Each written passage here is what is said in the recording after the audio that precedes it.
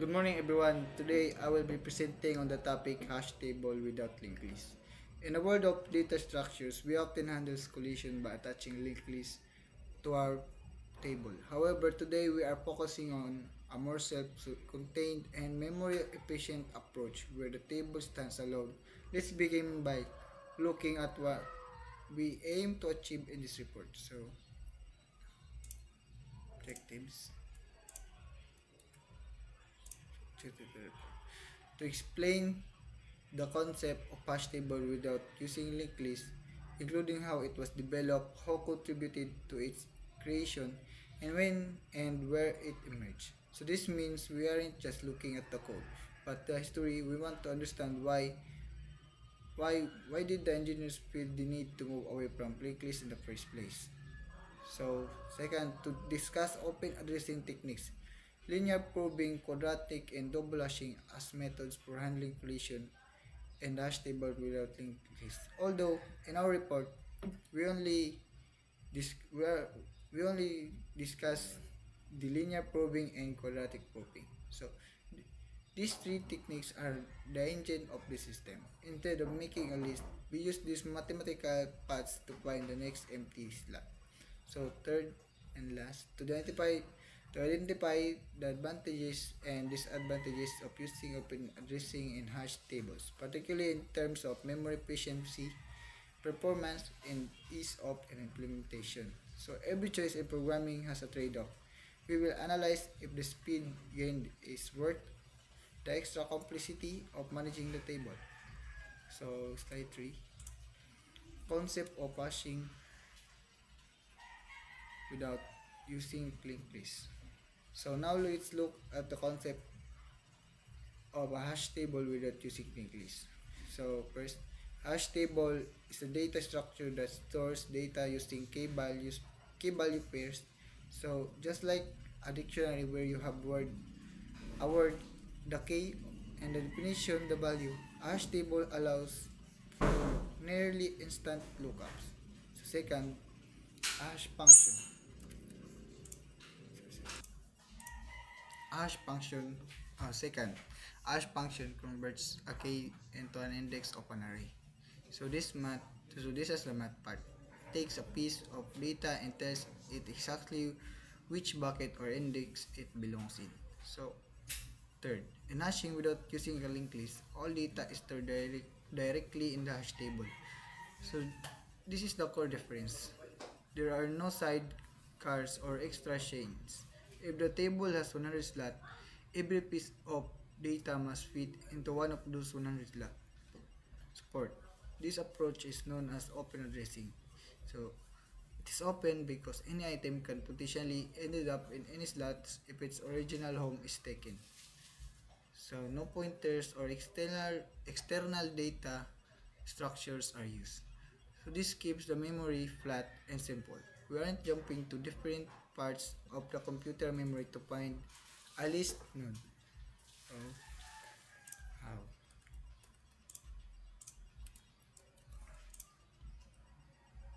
How hashing without linked list data? How hashing without linked list was developed. So next, let's discuss how hashing without linked list was developed. In early hash tables, used linked list to handle collision.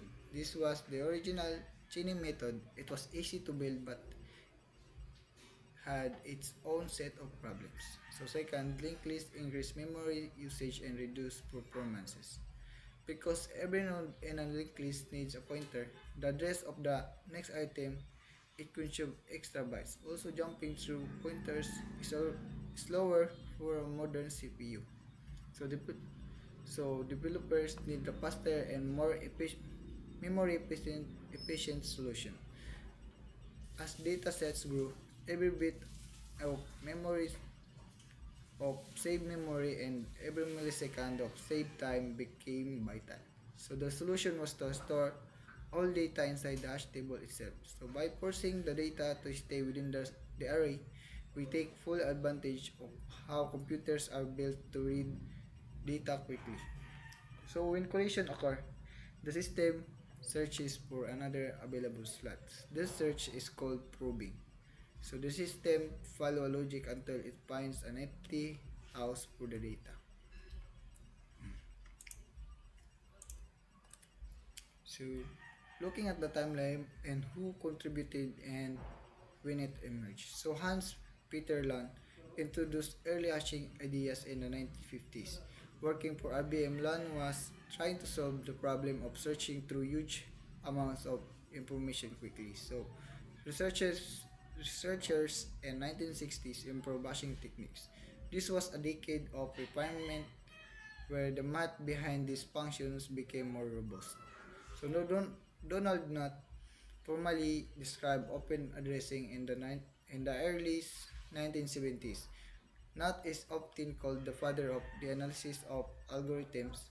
His formalization made this a standard for everyone. So his work helped standardize hashing without linked list. So he provided the mathematical proof that this system work efficiently. So this development made hash table more efficient and practical. So without these pioneers, our modern databases and search engines would be significantly slower. So that's oh shit.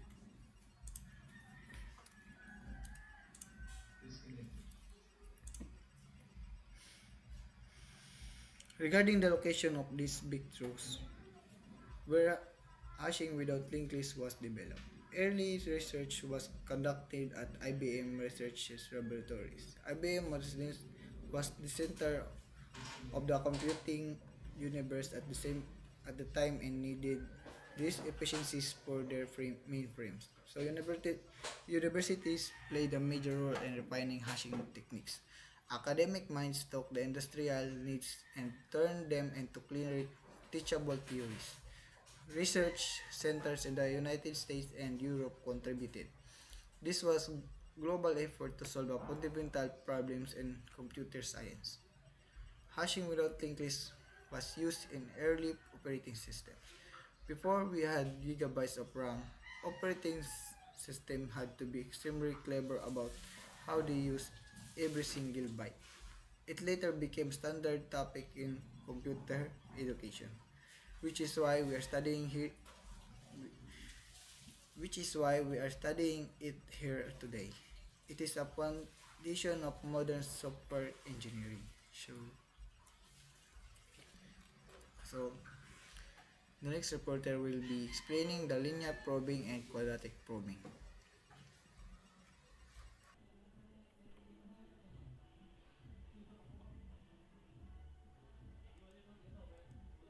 So, hi everyone, my name is James Saruday Gallardo.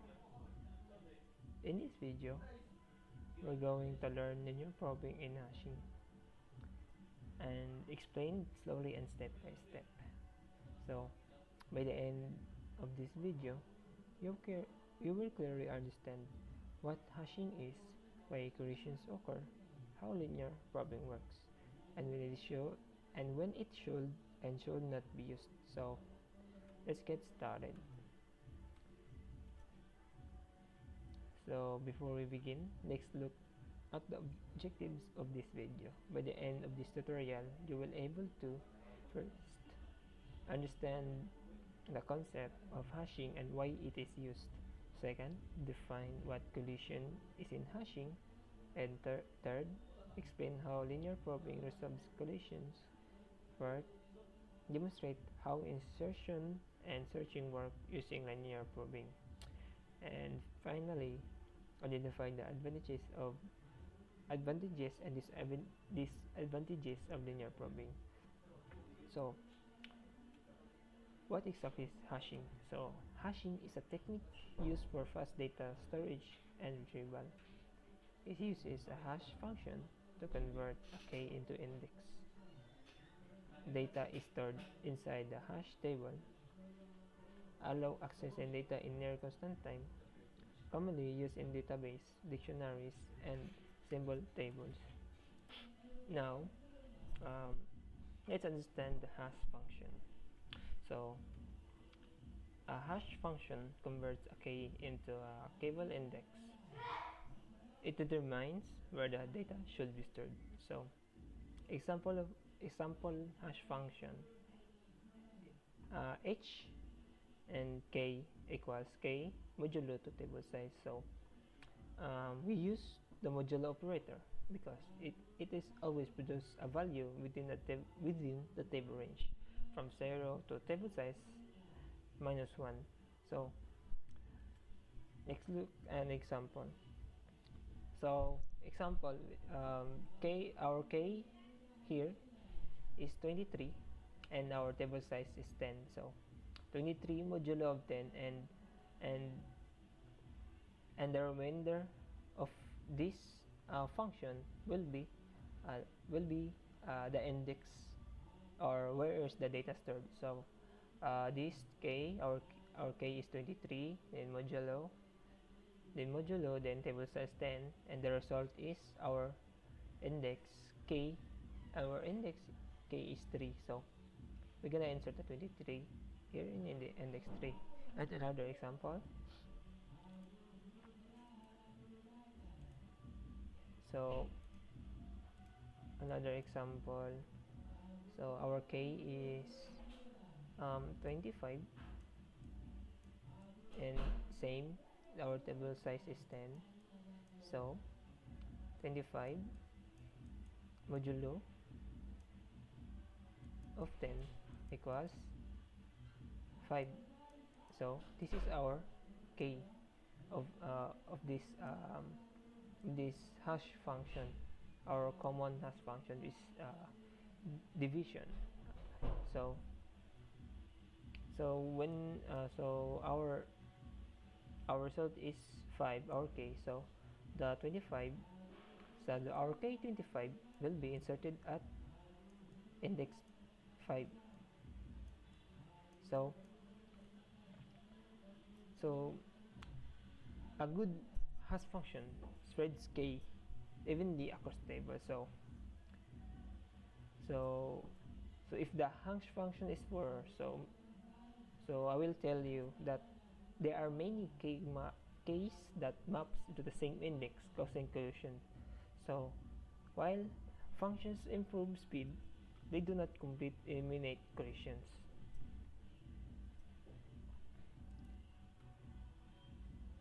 And next, so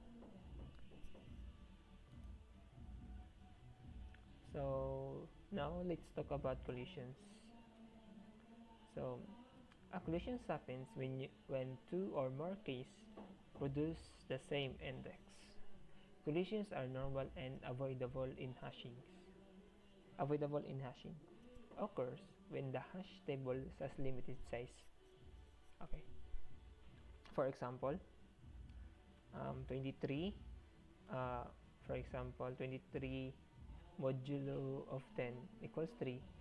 So we're gonna put the index is 3. We're gonna put 23 here in the index 3, and then we insert another k, which is 13. Then we modulo the table size, and the result is 3.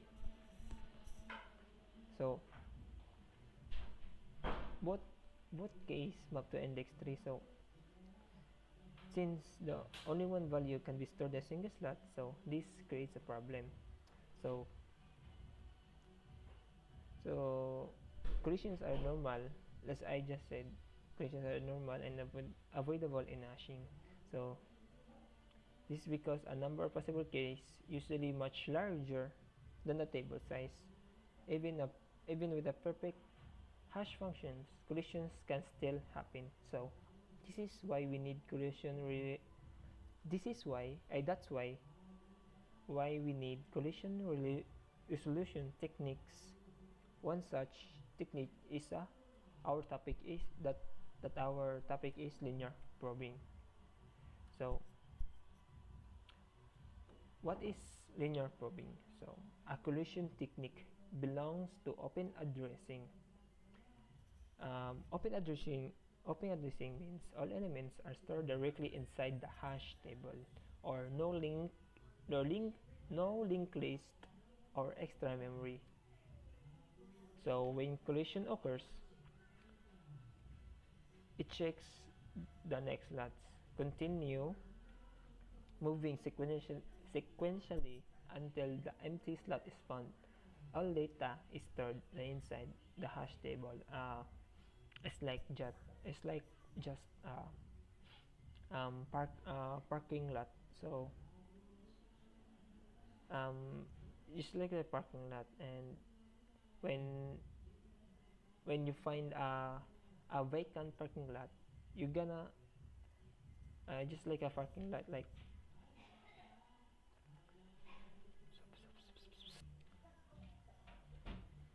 so.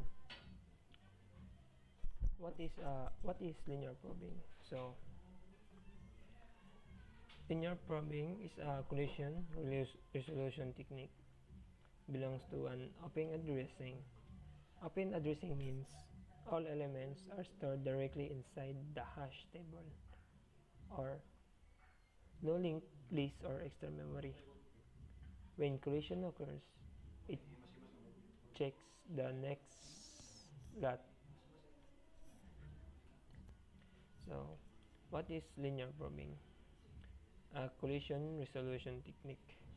Belongs to belongs to open addressing.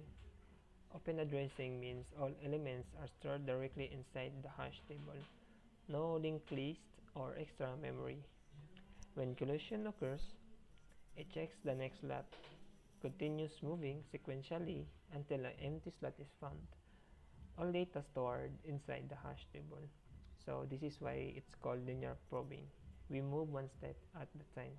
So the formula I use is index equals operand first open close parenthesis, and in the inside in our first open and close parenthesis we have our k or hash k or the value, then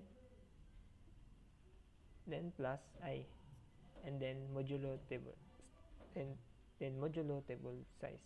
So here I from starts to 0, then increases to 1, 2, 3, and so on. Modulo ensures we stay within the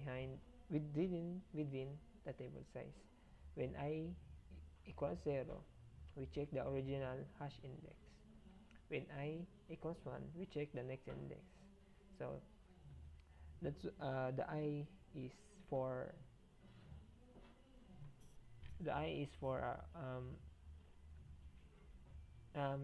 increasing, and then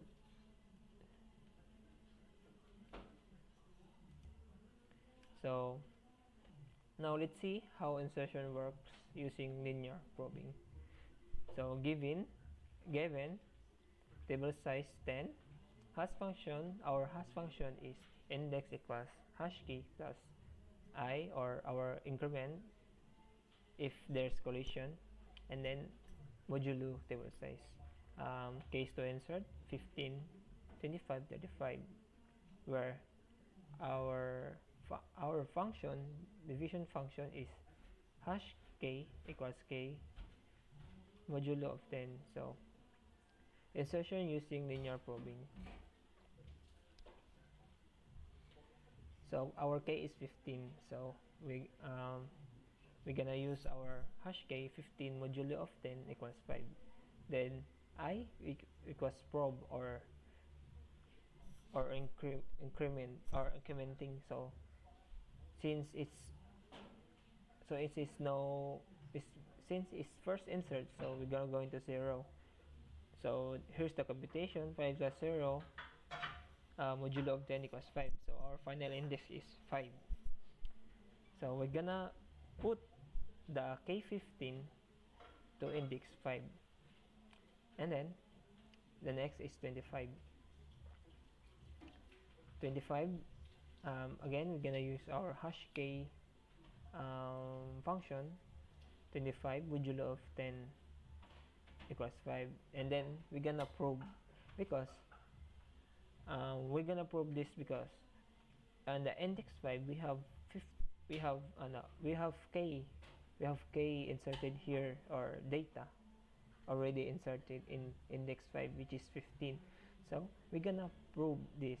So we're gonna follow this formula of hash function for to have like this declaration. So we're gonna prove this to 1.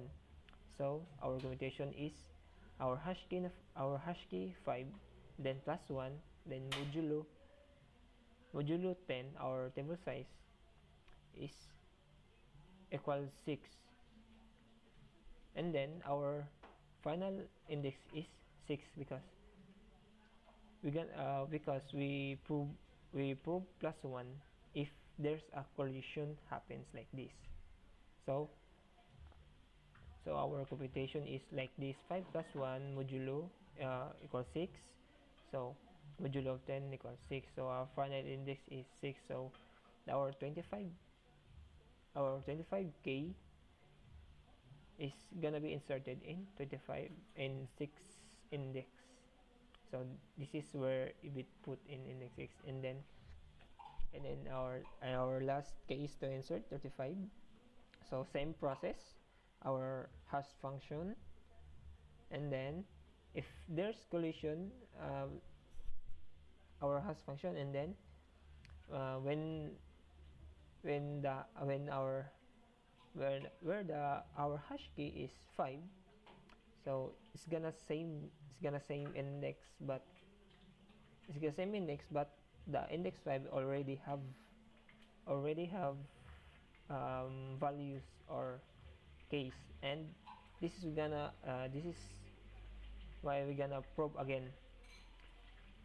So probe plus probe 1, we're gonna check if there's empty slot in index 6,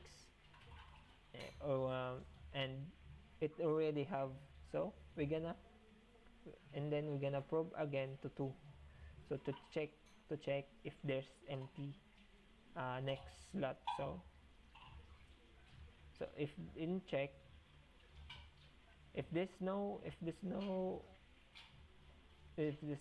value in index 7, so this is where the our k35 will be put in here, index 7. So this is a very simple insertion example using a division function or modulo function. So notice this is notice how values end up stored close together. So this will become important when we talk about clustering. So now let's search for the value in searching example. So now let's search for the value of 35.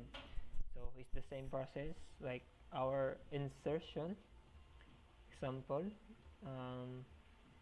We're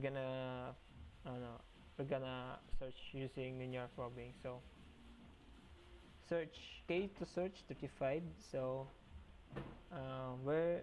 so search the 35. So we start at index 5. So index 5 contains 15. So we're gonna probe it, our I, to 1. So and then index 6 contains 25, and still not a match, so it's not found. And then we're gonna probe again to 2. So our 35, so our index 7 contains 35, so it's found. So searching follows the same probing sequence as insertion. This works because during insertion, the value was placed in the first available slot. So if during search we reach an empty slot, and if during searching we reach an empty slot, we stop searching. This means the key does not exist, because it would have been inserted earlier if I did.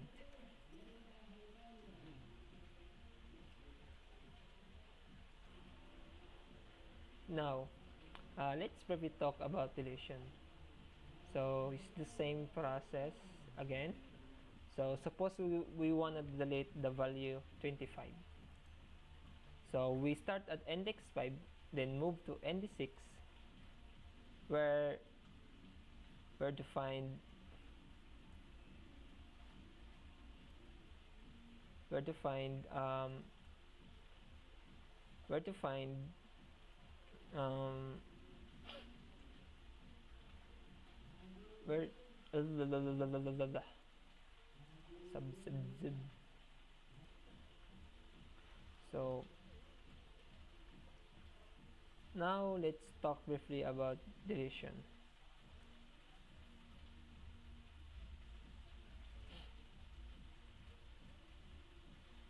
So it's the same process again. I stay in the same given table size. Our hash our hash function or not. I think it's not the same mistake. Um, so our case to delete is 25. So we start at index 5 and then move to index 6 where we find the 25. Deletion is tricky in linear probing.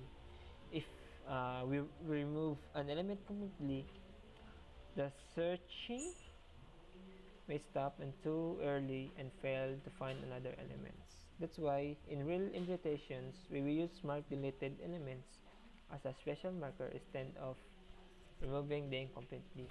This ensures searching still works correctly. So, primary clustering. One major problem in linear probing is this primary clustering. So, given table size is 10, so occurs when many elements hash to the same index.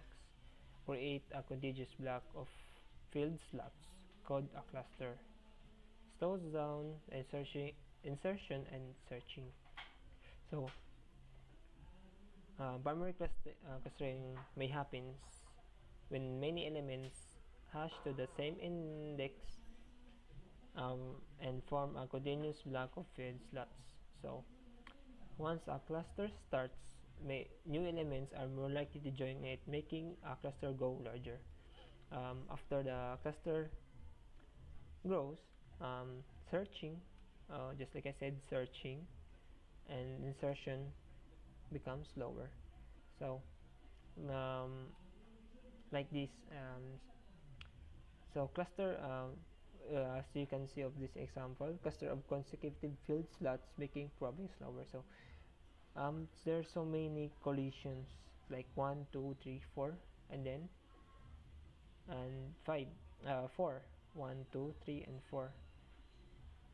So so many collisions. So this is we called cluster because this field of slots making probing slower. So because of these collisions that we have collisions, then we inserted, we're gonna back to the index 0, 1, and 2, and 3. So this is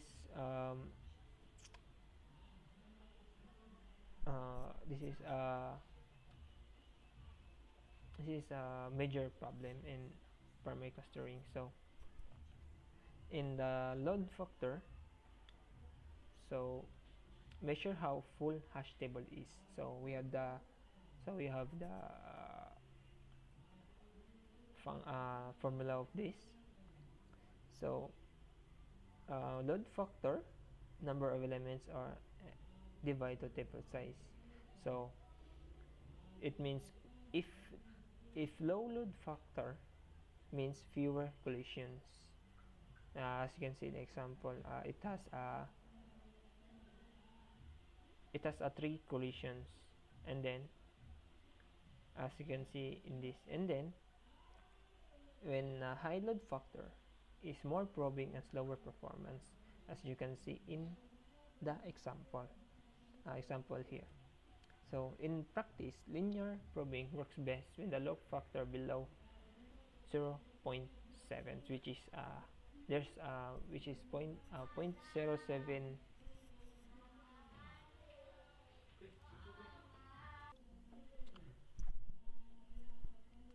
So load factor.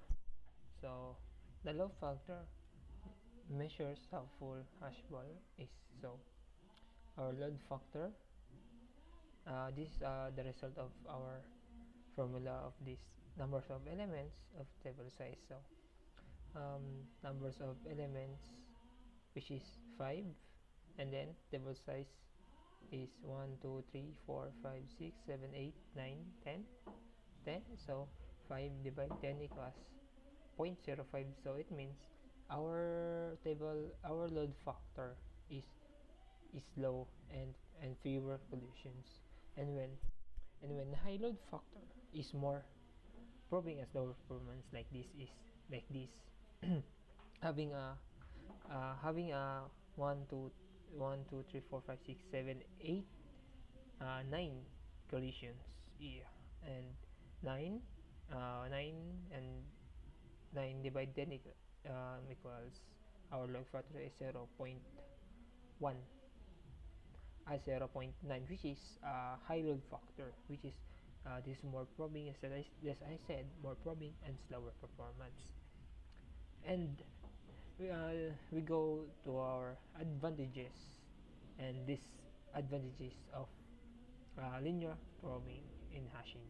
So advantages: easy to understand and implement, no need for extra memory, cache friendly due to sequential access, fast when load factor is low.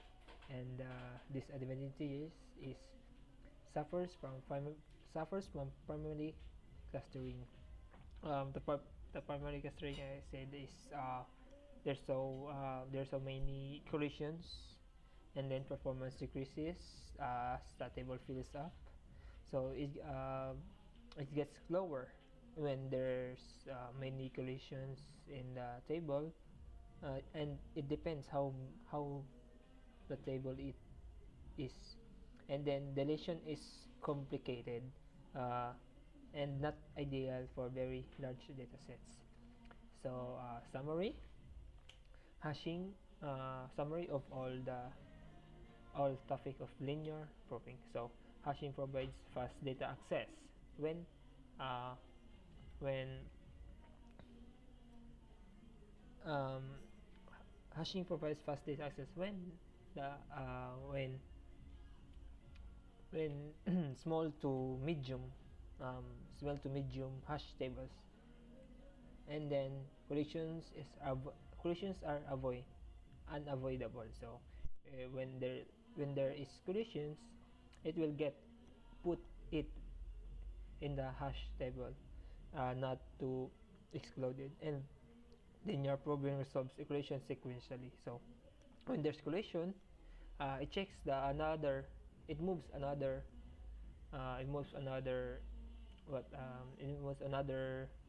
it finds another empty to put the collisions. And simple but affected by clustering, best used with low load factors. So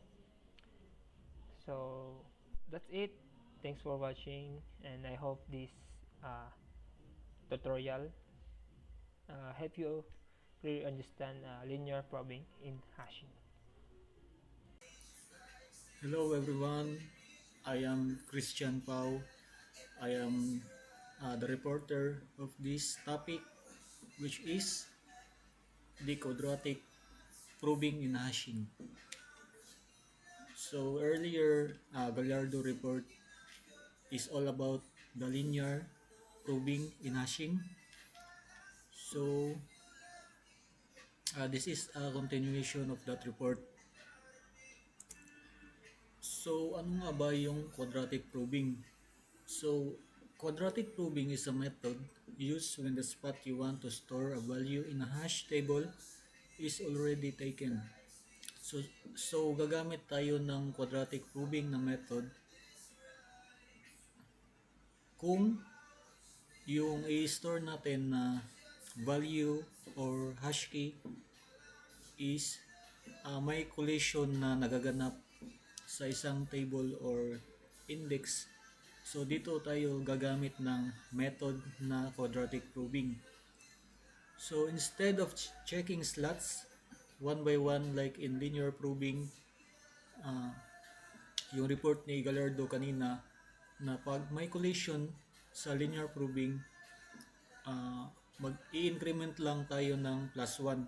So possible na yung next hash key is malalagay siya sa next na table ng may nangyaring collision.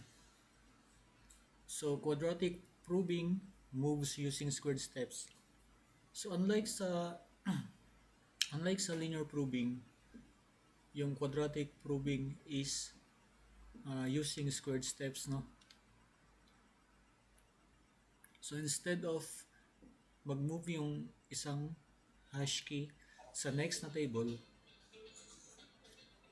gagamit tayo ng squared na incrementation para walang mangyari na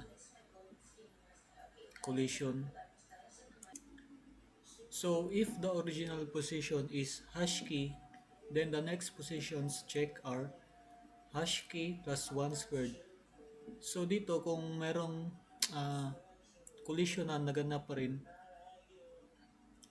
gagamit pa rin tayo ng squared, and yung 1 natin is mag-increment ng plus 1. So yung kaninang 1 squared ay magiging 2 squared na. So when the collisions happen again, it's gonna be hash key plus 3 squared, then hash key plus 4 squared, and so on. So hanggang may malagyan yung hash key natin, hahanap tayo ng table na non-empty. So each time you collide, you jump further using square numbers. So ito yung sabi ko kanina, di ba? Pag may collision na naganap, yung jump niya is palayo ng palayo kasi gumagamit tayo ng squared na method sa incrementation. Instead of yung increment lang na plus 1 sa linear proving, yun yung drawback kasi ng linear proving, which is masosolve natin sa quadratic proving. So the example of jump pattern of quadratic proving is 1, 4, 9, 16, and 25. So these number are commonly known for perfect number, perfect squared number. So the jumps get bigger and bigger. So quadratic proving helps avoid a problem called primary clustering, which happens in linear proving when many values group together in long sequences. So it's like I said earlier, di ba? Yung linear proving, yun yung drawback niya, which is yung primary clustering. So when a collision happens, yung hash key na ipapasok natin sa hash table is magkasunod-sunod lang. Then it is called primary clustering, which is the values are grouped together in long sequences. So I'm gonna explain it further bakit drawback ito sa hashing. Then quadratic proving spreads out the probes more widely and less clustering. So yung method na quadratic proving, okay siya kasi yung probes na i-insert natin is na-spread siya widely, unlike ng linear proving. So less clustering din ito siya.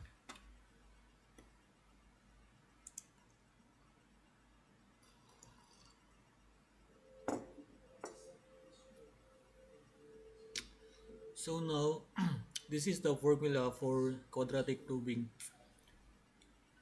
Index is equal to hash key plus I squared modulo of table size.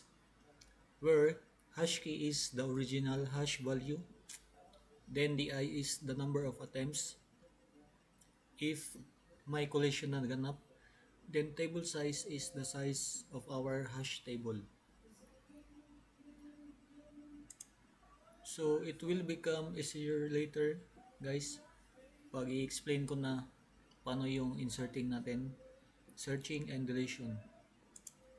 So just remember this formula, guys, for quadratic proving, ha?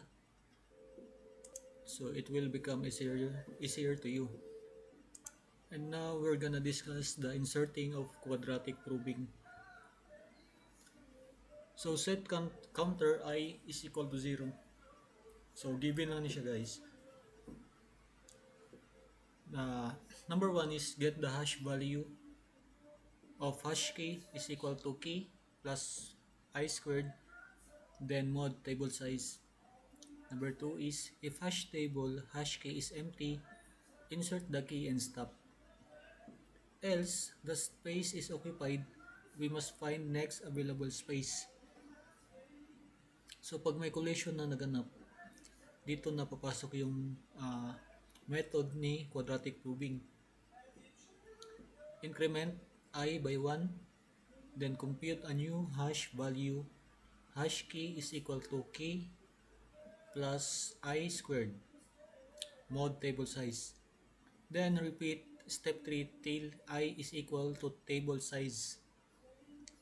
Then if the hash table is full, stop. So I'm gonna explain it further for you to understand it more. So here, guys, we have an example of inserting. So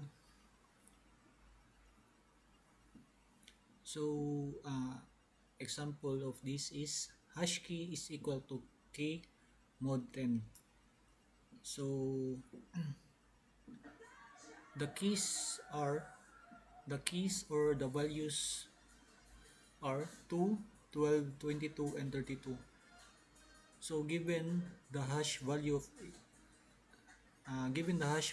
it is 2, all 2, because 2 modulo of 10 is 2, 12 modulo of 10 is 2, 22 modulo of 10 is 2, then 32 modulo of 10 is 2. So kung titingnan natin sa hash,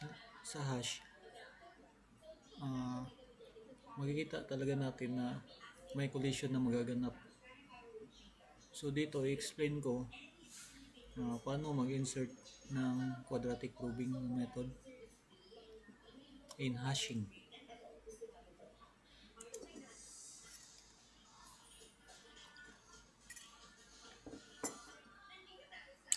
So first we're gonna insert the hash value of 2, which is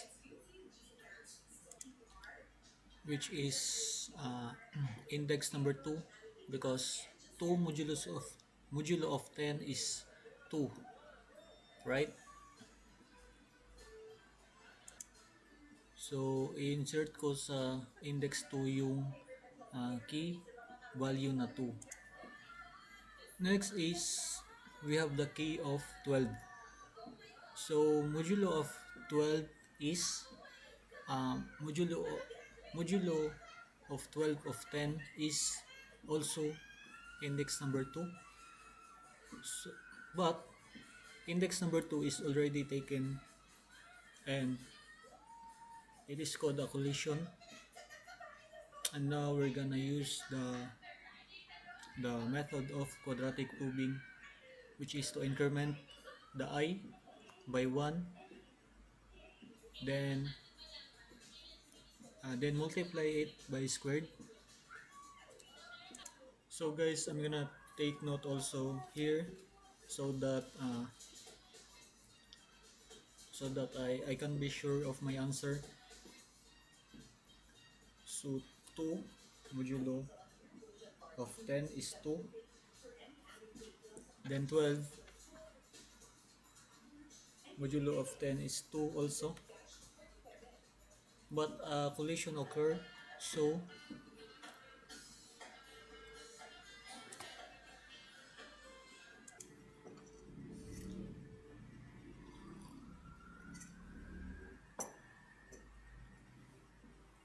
now where are we? So now we have the key of 12.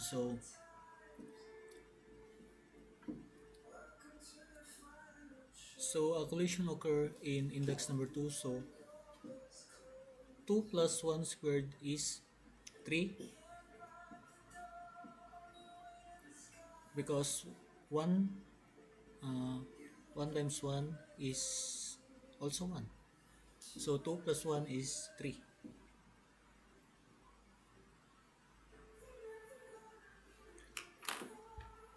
Then 3 modulo of 10 is equal to index number 3. So now guys, yung key value natin na 12 is ilalagay natin sa index number 3. So here guys, nandito na yung key natin sa index number 3. Then next is we have the key value of 22. So a collision occurred in index number 2. So 2 plus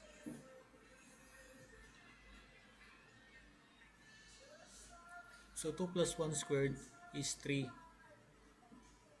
But a collision occurred also. So mag-increment tayo ngayon ng I ng plus 1. So magiging 2 plus 2 squared na siya.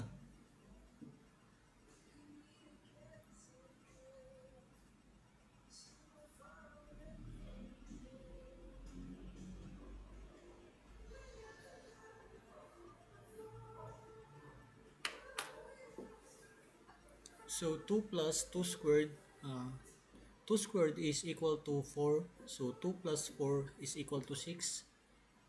So ngayon yung key natin ngayon na 22 is mapupunta siya sa index number 6. So here guys, we have the last key value of 32. So we're gonna solve it.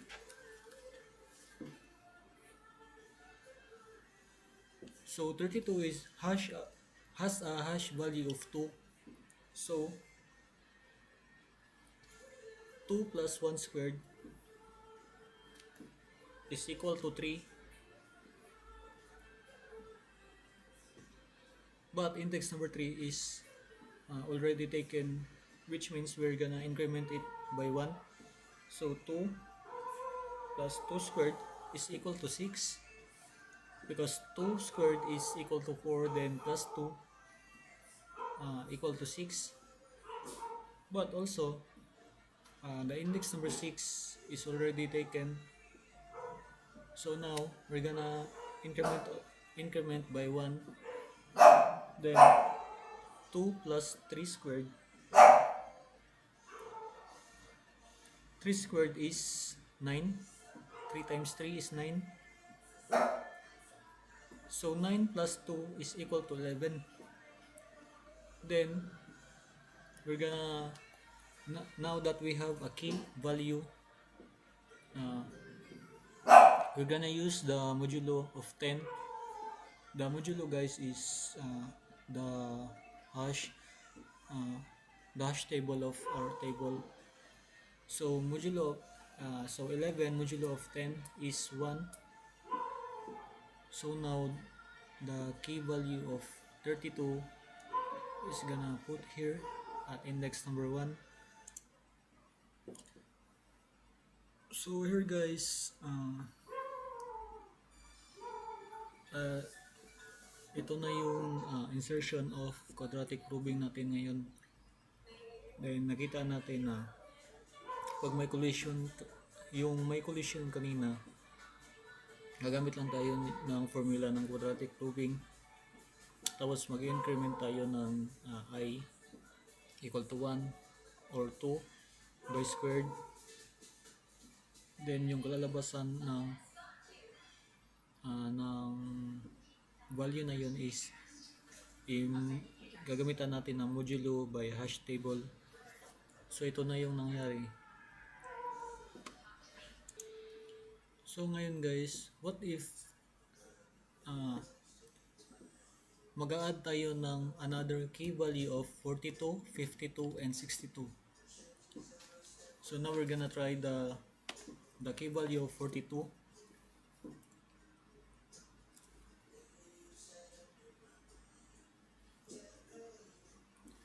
So So 42 has a hash value of 2. So yung kanina na 32, nalagay siya sa index number 1.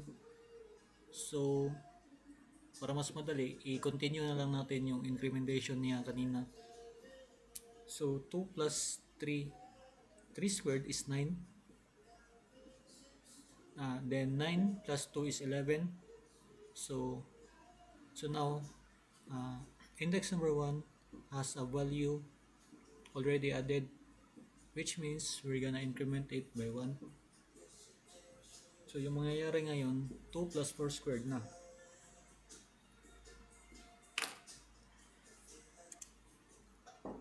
So 4 squared is 16. Then 16 plus 2 is 18. So 18 modulo of 10 is equal to 8. So yung key natin na 42 is insert natin dito sa index number 8. So here it is guys. Now we have a key value of 52. So we're gonna try to insert it. So 52 has a hash value of 2. So yung kanina na 16 plus 2 is 8. So nakita natin ngayon na yung index number 8 has already taken. So we're gonna need to increment it by 1. So now what's gonna happen is we're gonna increment the 4 by 1. Okay, so it's now gonna be 5 squared. So 5 squared is equal to 25. Then 2 plus 25 is 27. So now we're gonna look at index number 7 if it is already taken or not.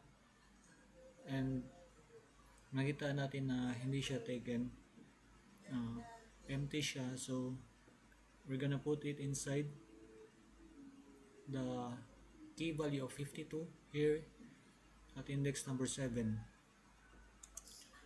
So now guys, we're gonna try to insert the key value of 62 into our hash table. So 6 squared is 36. 36 plus 2, so 38. 38 modulo of 10 is equal to 8. So as we can see, index number 8 is already taken. So we're gonna increment it by 7 squared. So 7 times 7 7 times 7 is equal to 49. So 49 plus 2 is 51. So index number 1 also is already taken. So now we're gonna increment another one. So it's gonna be 2 plus 8 squared. So 8 times 8 is equal to 64. So 2 plus 64 is 66. So as you can see, index number 6 is already taken. So a collision occurred. Now we're gonna increment it another by 1. So now it's gonna be 2 plus 9 squared. So 9 squared is equal to 81. So 2 plus 81 is equal to 83. 83 modulo of 10 is equal to 3. So as we can see here at index number 3, it is already taken. So we're gonna increment another by 1. So it's gonna be 2 plus 10 squared. So 10 squared is equal to 100. So it's gonna be 2 plus 100 is equal to 102. Now, as you can see, index number 2 is already taken also. So pag ganito na yung nangyayari guys, na kahit ilang incrementation pa yung maganap, yung jump number ng key natin is palaging nalalagay sa non-empty na hash table. So dito na yung drawback ng quadratic proving guys.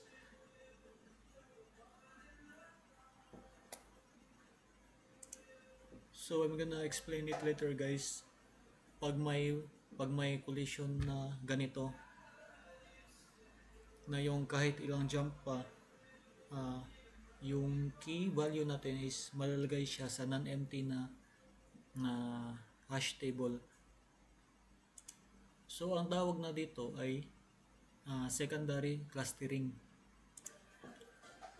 But we're gonna discuss first this visual table illustration that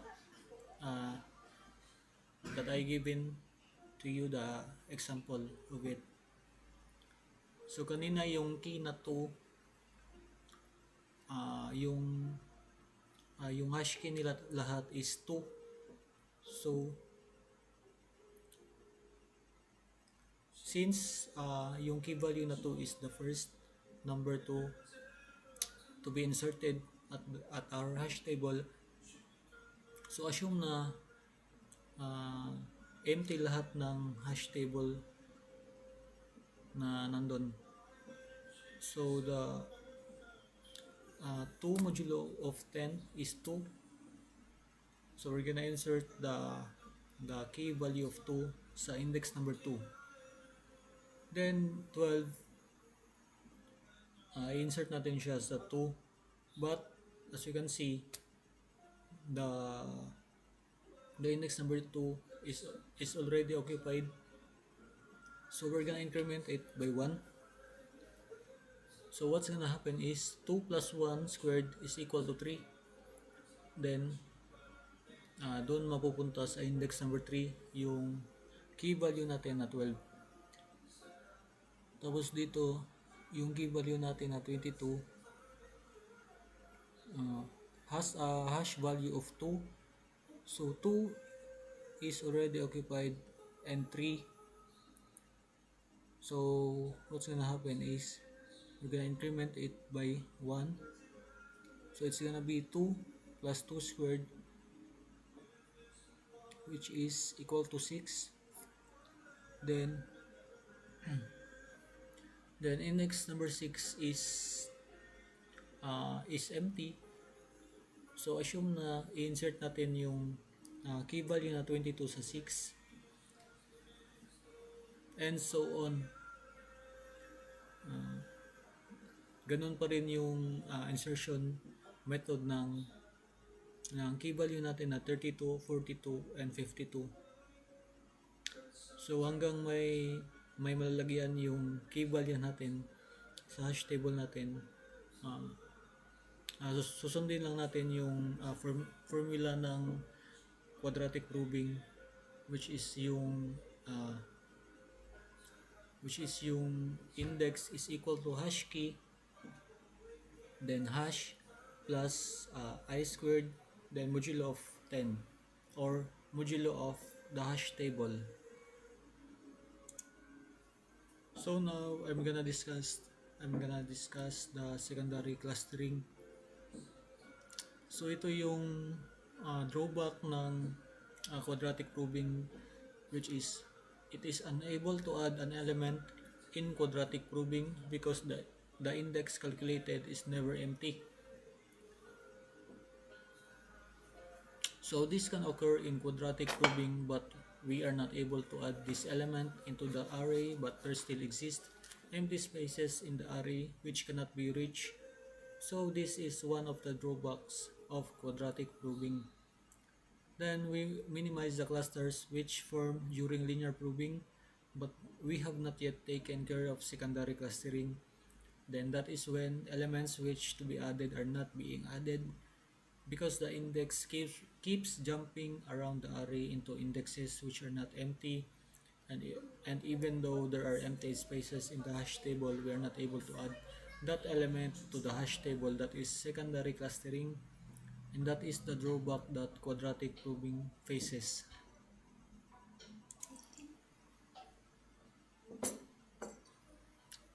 Now, the searching using quadratic probing. So yung formula ng searching natin is same pa rin ng inserting ng quadratic probing. So searching follows the same sequence as insertion. Then start at original hash index. Then apply the same quadratic formula. Then stop when key is found or an empty slot is reached. So yung searching guys ng quadratic probing is similar lang sa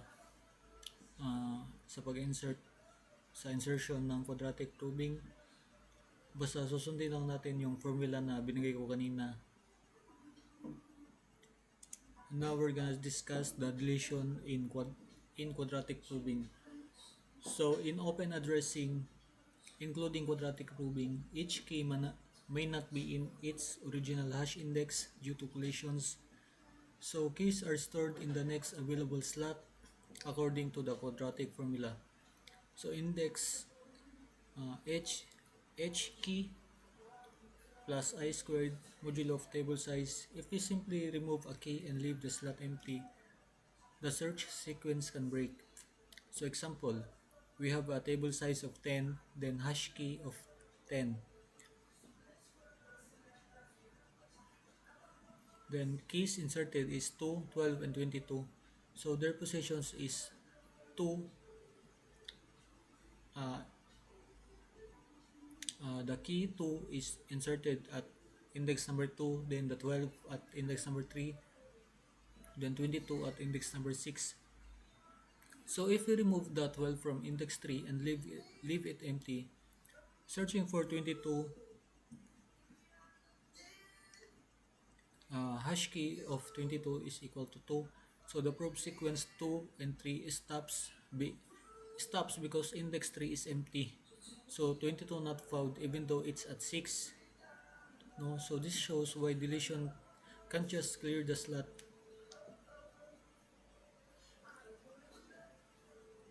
So yung deletion ng quadratic probing, pag may key value tayo na i-delete, hindi natin siya hahayaang maging empty slot. Instead, maglalagay tayo ng marker na it is deleted para malaman natin na yung dating hash table is not empty before. So we're gonna mark it deleted. So as I said earlier, using a deleted marker. So to fix the problem, use a special marker like deleted or null flag. So instead of truly emptying the slot, when inserting deleted is treated as an empty slot, so we can insert a new key. When searching deleted is treated as occupied, so search continues past it. So important notes is insertion can reuse deleted slots. Table may eventually fill with deleted markers, so sometimes it requires rebuilding the table. Then always maintain the quadratic probing sequence when deleting. So deletion cannot just remove the element in quadratic probing.